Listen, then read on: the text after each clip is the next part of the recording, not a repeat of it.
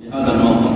والله إن ما خرجنا بهذه الثورة إلا بهذه الوجوه، بوجوه صبياننا وبوجوه بناتنا على أن حفظوا كتاب الله، والله إنه لفضل من الله.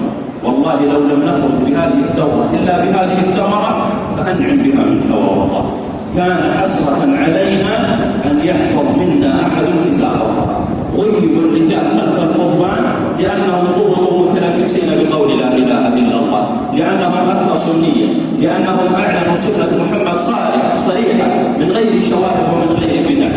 أحدهم يمنع عنه الطعام، الآخر يذل، الثالث تداس على لحيته بالقلم وبالنعال لأنها لحية محمد صلى الله عليه وسلم.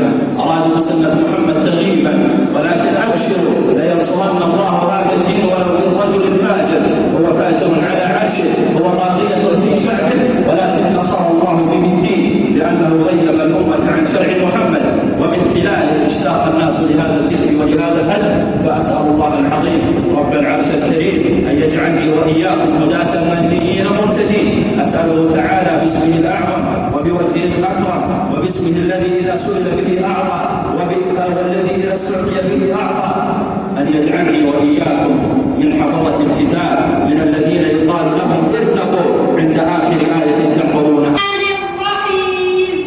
هل أتاك حديث الغاشية؟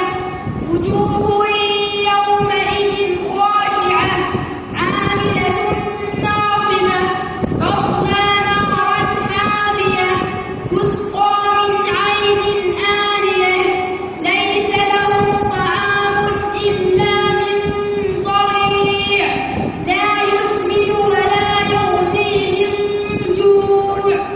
أيضا معنا أفضل الطلبة موجودة بالمعاهد أو بالمركز فيها صفية سمعنا